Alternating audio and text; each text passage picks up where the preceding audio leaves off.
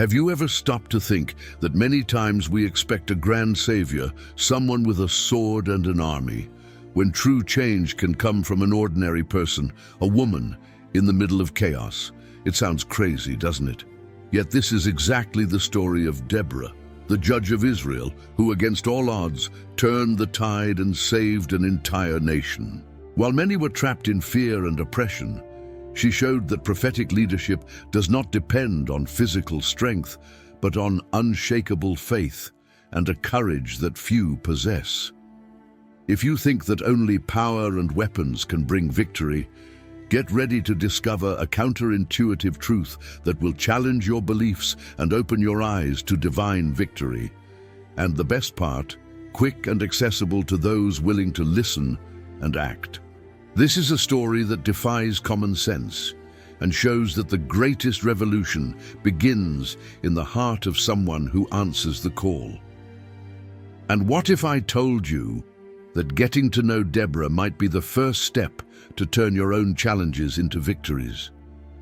Let's take this journey together, because what she did for the nation of Israel is an invitation for you to also discover the power of faith, strategy, and leadership that comes from God. Are you ready to take that step? The people of Israel were completely adrift. They had already experienced God's care, but as often happens, they drifted away when everything seemed stable. It's like when someone ignores the GPS thinking they know the way and ends up lost. The nation became a hostage to its own disobedience and was now living under the weight of bad decisions. Without spiritual leadership, Israel was like a boat adrift in the middle of a storm. And to make matters worse, the Canaanites were closing in. The feeling? It was suffocating, powerless, like waiting for something that would never come. And in that dark scenario, an unlikely figure arises. Under the rule of Jabin, king of Canaan, and the military command of Sisera, Israel lived in constant fear. Iron chariots, a cutting-edge military technology for that time, crushed any hope of resistance. The roads were deserted, the cities defenseless, families abandoned. Imagine living in a place where even going to the market filled you with terror. That is what the Bible describes. They cried out, yes, but it was that kind of cry that mixes repentance with desperation, you know? Cries not just from the mouth, but from the soul. And God, as he always does with those who truly cry out, began to prepare an answer, only in a completely unexpected way. It would not be a warrior nor a king, much less a foreign army that would bring relief. God's answer began to take shape in silence, far from the battlefields and the eyes of soldiers. In the midst of chaos, he raised up a woman with vision, courage, and a specific calling. Deborah, the judge of Israel. When everything around was darkness, prophetic leadership arose like a beacon. God did not need iron chariots to bring about a divine victory. He only needed someone willing to listen. And the truth is, many times the answer we expect in a grand way comes in the most subtle form. And that's where the key to God's next move lies. In the middle of that chaotic scene, God chose an answer that would leave many speechless. A woman, Deborah, the judge of Israel, was raised to lead. Remember how we often expect the Savior to have sword and shield, an army at his back.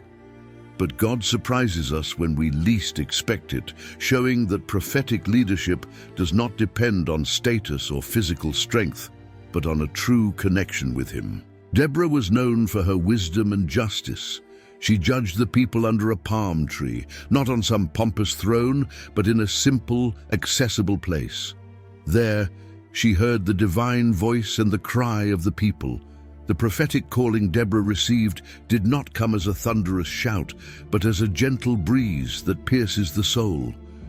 At the right time, when the nation needed it most, she became the voice that spoke truth with courage and discernment. Deborah's leadership was different. It wasn't just about giving orders, but about inspiring faith. She knew how to listen not only to the problems, but also to God's direction for each situation. like that wise leader who, in the middle of a storm, not only points the way, but walks alongside, bringing security and hope. Have you ever thought about how many times you wait for a grand miracle when in fact what changes everything is the wisdom that comes from attentive listening? Deborah is a living example of this. If you want to develop your own prophetic leadership, whether at work, at home, or in your community, start practicing listening. Read books like The Monk and the Executive or Leadership books by John Maxwell, which teach influence through empathy and humility. Be a palm tree for those who need direction, a point of support that strengthens faith and courage, because sometimes the greatest strength is in those who know how to listen and wait for the right time. Deborah's leadership goes far beyond sitting on a bench to settle disputes. She is the perfect image of spiritual leadership that connects deeply with God before taking action. Imagine a leader who, before making any decision, stops, prays, and listens intently. This posture of humility and openness is what transformed her words into commands filled with power and wisdom. She was not just a judge. She was a spokesperson for the divine will, someone whose authority did not come from a title, but from discernment and the courage to do what is right, even when the path seemed twisted. If we think about leadership today, we can learn a lot from this bold and spiritual model. Many times we make decisions based only on what we see, on what seems logical to most, and we forget to consider the spiritual dimension of situations. Deborah is an invitation for leaders, and all of us, in a way, to cultivate the patience to listen beyond the noise, to capture the right direction and act firmly. And this applies to any area of life, whether in managing a team, family relationships, or personal growth. The wisdom that is born from active listening and strategic silence is the same that can guide us to divine victory. Want a practical example? Whenever you're facing a tough decision, try setting aside a few minutes to reflect in silence, meditate, even write down your thoughts. Tools like journaling can help clear your mind and hear what is often drowned out by daily noise. Books like The Art of War by Sun Tzu also show us that true strength lies in knowing the ground before fighting. Deborah teaches us that a true leader does not act on impulse, but through spiritual discernment. And that is what paves the way for transformative and effective leadership. On the stage of this story appears Barak, a general known for his bravery, but who, when faced with Deborah's call, shows a hesitation that seems all too human. He represents that moment when you know you need to act, but feel the weight of fear and insecurity. Have you ever caught yourself postponing an important decision, waiting for something or someone to push you? That's exactly when God steps in, calling unlikely warriors, those who don't feel ready, but are used to bring about divine victory. Barak wasn't perfect, but he was chosen to fulfill a crucial role. Deborah, as judge of Israel and spiritual leader, brings a clear message. Go with faith.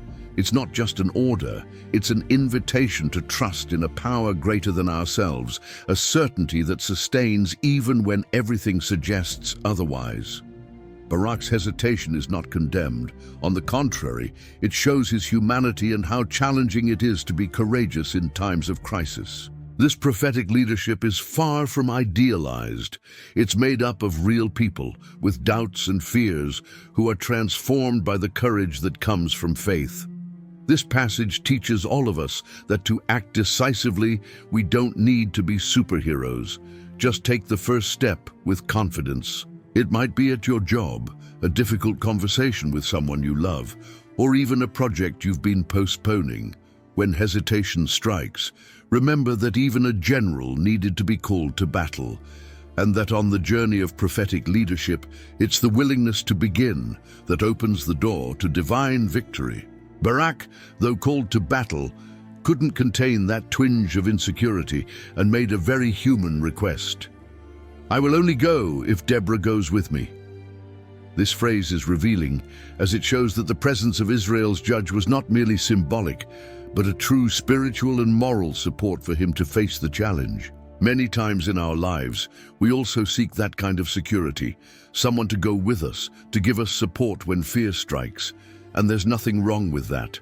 After all, even great leaders need allies to move forward. Deborah accepts the request but makes it clear that the glory of the victory would not be Barak's, but God's. It's a powerful lesson on humility and recognition. A true leader knows that divine victory is the result of a higher power, not just their own strategies or abilities.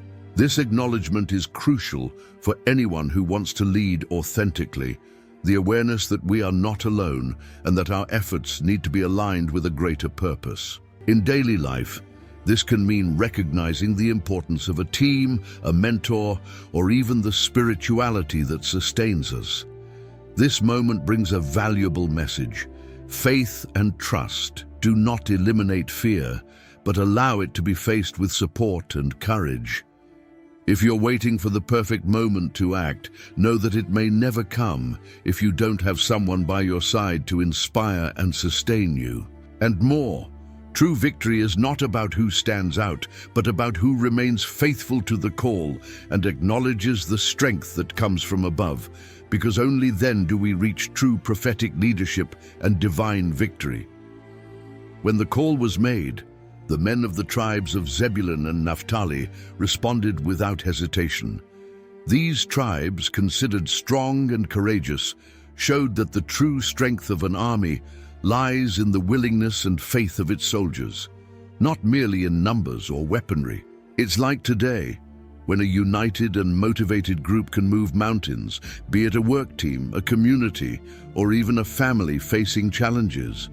They marched under Deborah's prophetic word, trusting that this prophetic leadership was more than a simple command. It was divine direction. The movement of these warriors is an invitation to reflect on the power of action aligned with faith.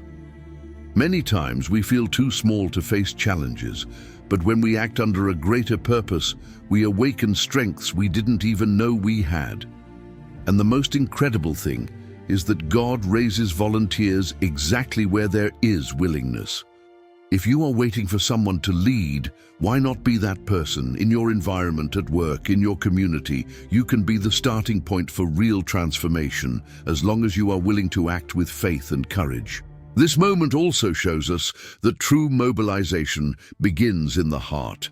God's army is not made up of those who wait for perfect conditions, but of those who accept the call even when doubts insist on appearing. You can apply this in your life right now. Start a small change, a new habit, a conversation that needs to happen.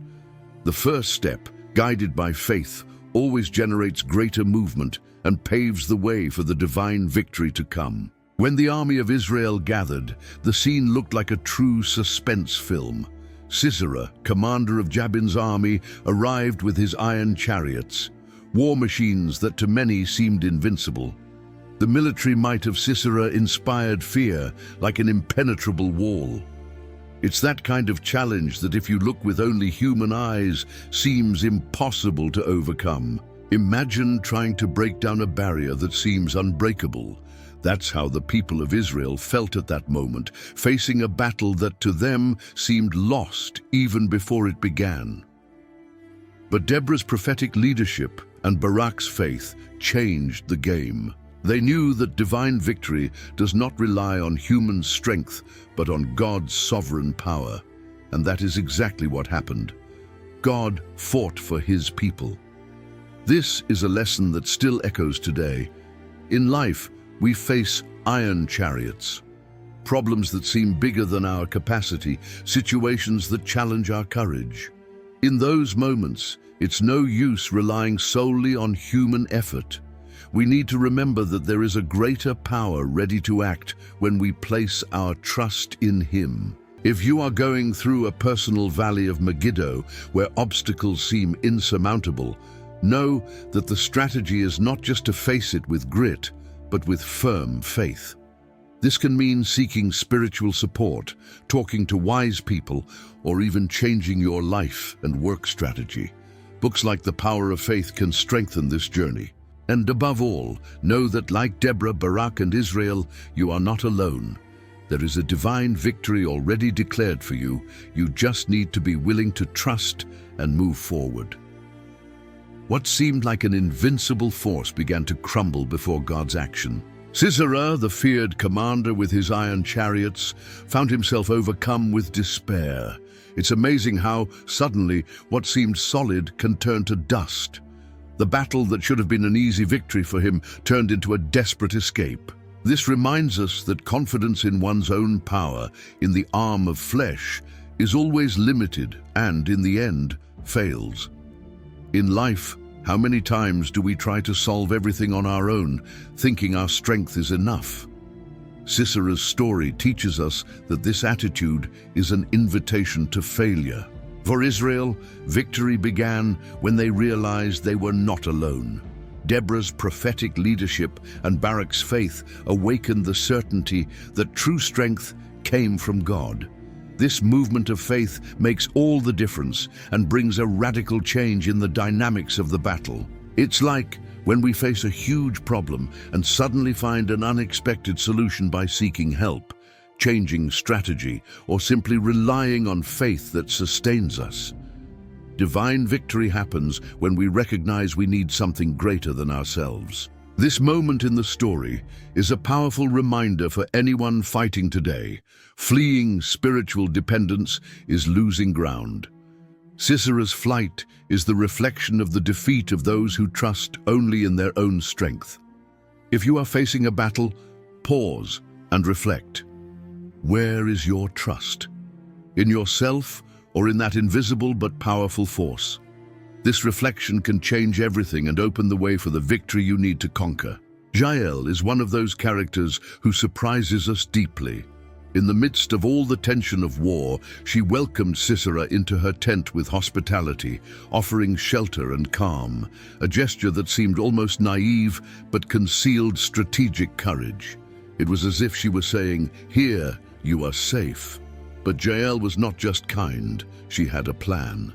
With a tent peg and a lot of quiet courage, she carried out a mission that changed the course of history. This action shows us that true strength is not in the noise of battle, but in the calm courage that knows how to wait for the right moment. This story is an invitation to rethink the role of courage in our daily lives. Not every battle is fought with visible weapons. Many times, victory comes from intelligence, patience, and the firm decision to act when no one expects it. At work, in family life, or in relationships, this is the kind of courage that transforms, the kind that acts with wisdom and firmness, even without the spotlight. If you want to apply this lesson, start observing the situations around you, identifying where you can act with strategy and calm, without hurry, but with certainty. Jael inspires us to be agents of transformation, even when the setting seems small or insignificant. It's a lesson for those who think only noise or brute strength lead somewhere. Quiet courage, combined with prophetic leadership, generates a divine victory that shakes kingdoms and lives. And of course, this victory is far from ending here, for the story of Israel continues and has much more to teach. With Sisera's fall, the victory was not only military, but also spiritual and symbolic. He, who once seemed invincible, was now dead, a clear proof that human power, no matter how strong it seems, is always subject to divine sovereignty. Jabin, his king, saw his rule crumble, humiliated before the very people who once feared him. This transformation is a valuable lesson. No oppression lasts forever, especially when prophetic leadership raises its voice in the name of justice and truth.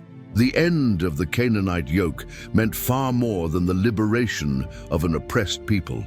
It was a sign to all generations that divine victory is within reach of those who trust and obey. In our day-to-day lives, this translates into the idea that even when we are trapped by difficulties or situations that seem insurmountable, God's hand can break those chains. Faith, accompanied by action, guided by wisdom, has the power to tear down the greatest obstacles. This complete victory reminds us that true triumph is not just escaping difficulties, but living in full freedom with renewed dignity and purpose. And like every good story, this victory leaves us expectant for what will come next, because God keeps acting, and His people must be ready for the next chapters of this journey full of faith and courage. After the victory, Deborah wasted no time and celebrated with a powerful song that goes beyond simple thanksgiving. It is a prophetic testimony, a reminder that echoes so that no one forgets what God has done, not those who fought, nor those who stood with their arms crossed. Praise, in this context, is an act of living memory that strengthens the identity of the people and reinforces the values of prophetic leadership. It's as if she was saying, "Remember, this victory did not happen by chance, but by faith and courage." In the song, Deborah honors those who rose up, especially Zebulun and Naphtali, tribes that showed willingness for battle. Acknowledging those who move is just as important as celebrating the result, because it is the small acts of courage that build great stories. But she also does not fail to rebuke those who held back, those who, despite having the means, preferred to stay in the rear. This duality is an invitation to reflect on our own posture in the face of life's challenges. Are we acting or hiding? This song is an open invitation for each of us to take responsibility for the role we play, whether big or small. After all, prophetic leadership and divine victory walk together with commitment and action. And like every good memory that inspires, it prepares the heart for what comes next, because the journey of God's people is never truly finished. There are always new chapters to be written. The impact of Deborah's prophetic leadership echoed for 4 decades, a period of peace that is only possible when God raises up women and men willing to fulfill His purpose. In times when feminine power was barely recognized, she shone as Israel's judge, mother of the nation, and an example of courage and wisdom. Her legacy shows that a true leader is not limited to a moment, but leaves lasting marks that transform generations. And history does not forget those who were instruments of divine victory. This peace was not the result of chance, but of the obedience and courage of a woman who knew how to listen, act, and trust in the greater plan. Like Deborah, we can learn that true peace is born from leadership, grounded in faith and commitment. In today's world, this translates into daily actions that involve justice, courage to face what is difficult, and the humility to know we are not alone in this journey. Prophetic leadership is that force that generates transformation and hope, even in the midst of storms.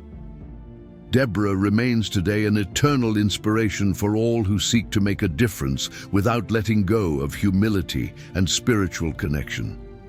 Her story is an invitation for each one of us to embrace our mission, no matter how small it may seem, and believe that with faith it is possible to topple giants, open paths, and live a life marked by divine victory. After all, the journey does not end here. It continues in every heart that chooses to lead with purpose and love. We've reached the end of this incredible story, but the question remains: what will you do with all of this? Are you ready to take on your role in leadership, wherever you are, and pursue your own divine victory? Think about the situations you've been postponing out of fear or insecurity. Isn't it time to act with Deborah's faith and courage? Could it be that you might be the agent of change that your workplace, your family, or your community so desperately needs? Now I want to challenge you. What iron chariot is blocking your path? What valley of Megiddo do you need to face with confidence and strategy? And more, who are the people you can inspire to join you on this journey? Remember, no one wins alone, and true leadership recognizes that the greatest strength comes from God. So, how about starting today? Share in the comments what step you will take to transform your life and inspire others. And of course, don't forget to subscribe to the channel and turn on notifications to keep learning about leadership, faith, and biblical stories that transform lives. Together, we will keep building victories and showing that true strength lies in those who lead with purpose and faith. See you in the next video. See you.